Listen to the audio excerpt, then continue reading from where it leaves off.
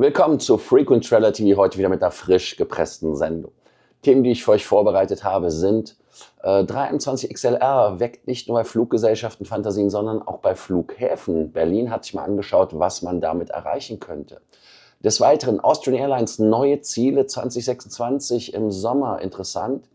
Und Hilton, der neue Status Reserve, da sind die Einzelheiten geleakt, aber auch die Einzelheiten zu Diamond, Silver und Gold. Und einfacher zu erreichen, aber problematischer zu erreichen. Schauen wir uns alles an. Ja, ihr denkt dran, wie immer natürlich den Kanal zu abonnieren, die Glocke anzumachen und auch natürlich aufs Cool zu kommen. Das erste Thema, das wir haben, ist der Flughafen BER. Der Flughafen BER macht ja Defizite. Aletta von Massenbach macht Klimmzüge, um den Flughafen auf Vordermann zu bringen. Und da gibt es natürlich auch Ideen, was man mit dem 321 XLR machen kann, mit dem Langstreckenjet von Airbus in der kleinen Variante, also quasi die Kurzstrecke für die Landstrecke als Flugzeug zumindest von der Größe. Ja, das eigene Streckennetz soll quasi ab Berlin mit dem 321 erhöht werden. Deshalb gibt man Fluggesellschaften Ideen und sagt, wir haben da so eine Idee, wir sind Berlin, wir wollen angeflogen werden.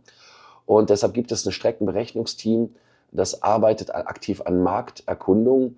Und man sagt halt, weil man 15 Millionen Menschen im Einzugsgebiet hat, dass man dort großes Marktpotenzial hat und auch solche Flieger dann mit Gewinn betreiben kann. Finanzielle Unabhängigkeit. Berlin kann sich erstmal ohne staatliche Garantien refinanzieren. 1,2 Milliarden Euro Kredit, also immer noch Geld gesucht. Ziel ist halt, Gewinnzone 2030 zu erreichen. Wichtig ist aber noch, dass das alles defizitär ist. Jetzt fragt ihr natürlich, um welche Strecken geht es denn? Was schiebt da so Berlin vor und dann im Team? Boston, Washington, Montreal, aber auch Delhi und Mumbai sind da Ziele, die genannt werden und interessant sind. Wir haben ein professionelles Team, das sich intensiv mit den potenziellen Märkten beschäftigt, sagt Aletta von Massenbach. Und weiter geht sie mit folgendem Zitat. Am BER gibt es gutes Potenzial für den XLR. Kai Wegner, der Veranstaltungsleiter, regierende Bürgermeister von Berlin, sagt, Berlin und Ostdeutschland sind derzeit von internationalem Luftverkehr weitgehend abgeschnitten. Und naja, man kann jetzt natürlich auch sagen, ja, Katar schafft es ja auch da, 900 Sitze voll zu bekommen, mehr oder weniger. Ne? Das Potenzial ist vorhanden. Die üblichen Leute sagen natürlich auch, dass das halt Gejammere auf hohem Niveau ist, wenn es für Lufthansa oder für jemand anderen potenziell interessant wäre, dahin zu fliegen, auch von Berlin irgendwo anders hin, dann würden sie es ja tun. Und die Frage ist, wie realistisch ist, dass eine Airline wie American oder Lufthansa mit dem 321 XLR tatsächlich von Berlin startet? Und hat Berlin wirklich so ein großes Einzugsgebiet? Da bin ich mal gespannt, wie ihr das seht. Austrian Airlines hat neue Ziele für sich ausgedacht in 2026 und möchte 7 Urlaubsziele an den Start bringen. Rückkehr zu bekannten Destinationen und Wiederaufnahme nach Jahren der Pause sind zum Beispiel Alicante, zweimal die Woche ab 25. März, Bastia, ab 2. Juni zweimal die Woche, liegt übrigens in Frankreich, Bergen in Norwegen, ab 1. Juni dreimal die Woche, Bilbao ab 25. März zweimal die Woche und dann gibt es einen Flughafen, den ich persönlich noch nie gehört habe, also da muss ich ganz ehrlich sagen, das ist Mytilini in Griechenland. Ihr könnt ja unten schreiben oder auf School, wo das in Griechenland ist. Und ab 15. Juni einmal die Woche. Orit auch zweimal die Woche ab 17. September und Ponta Delgada in Portugal geht ab 30. Juni einmal die Woche mit dem A320 Neo. Vielseitige Zielgruppe ist natürlich, sind die Warmwasserziele, weil man Badeurlaube haben möchte, über Alicante und so weiter. Dann wer Berge mag, kann natürlich, oder Aktivurlaub mag, der kann nach Bergen, nicht nach Bergen. Ja, okay.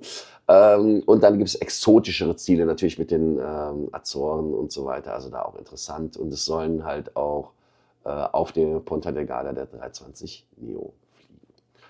Ja, man kann natürlich sagen, was man möchte, aber Austrian mausert sich weiterhin in die Richtung und da kann man natürlich gucken. Wobei man natürlich sagen kann, dass das Frequenzen sind, die schwach sind, ne, mit einmal, zweimal pro Woche. Und warum? Ich sag mal, braucht es da mehr Frequenz und mehr exotische Ziele, dass man dort das dann abarbeiten kann, dass die Leute auch Confidence haben? Oder ist es wirklich so, weil es Urlaub ist, dass man sagt, na nun gut, ist man ja eh ein paar Tage vor Ort, deshalb braucht man da nicht 2 Tage, ist ja auch kein Business-Ding. Da könnt ihr eure Meinung zu sagen. Das, worauf die meisten wahrscheinlich warten, ist Hilton Reserve, der Status. Ich selber bin auch gespannt auf die Fakten, und der Diamond Reserve ist der neue Elite-Tier, ist im Prinzip der neue Diamond. Und die guten Nachrichten zuerst, aber dann die schlechten Nachrichten, die natürlich kommen. Silver ist 4 Aufenthalte, 10 Nächte oder $2.500 Aufenthalt quasi in Spend.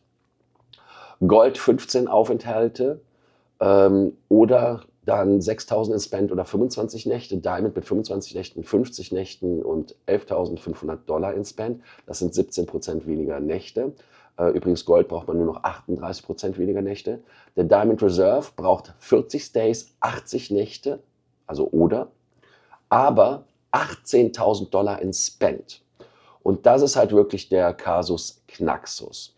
Gold war ja vorher 40, der Diamond war vorher 60 Nächte. Die haben die Punktehalbierung bei Spark und Homewood Suites ja gesagt, 5 statt 10 Punkte.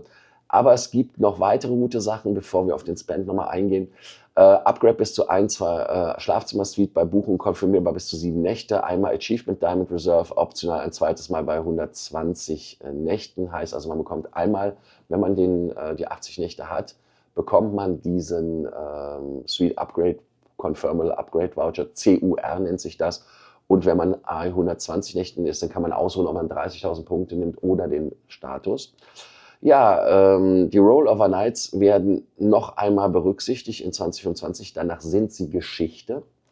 Und Lifetime Diamond bleibt unverändert, aber Qualifikation ist jetzt statt 2 Millionen Base-Punkte $200.000 Revenue, ist halt genauso wie vorher.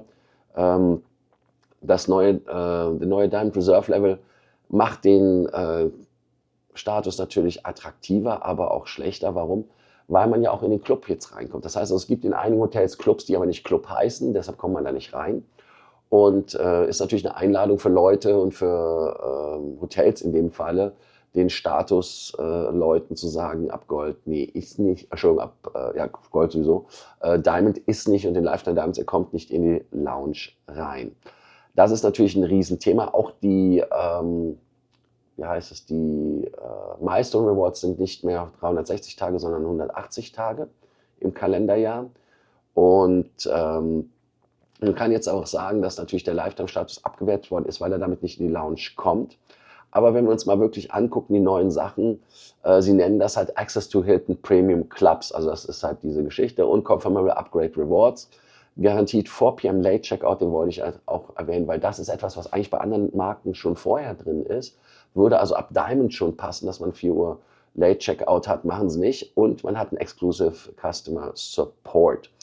Und ich bin da mal gespannt, was da passiert, wie das ist. Aber interessant ist halt wirklich, dass der Diamond Reserve jetzt der Most Exclusive Tier ist. Man kann diesen Diamond Reserve Status mit 80 oder 40 Stays bekommen, also 80 Nächten und $18.000. Ja, da könnt ihr mal zu schreiben, was ihr dazu denkt.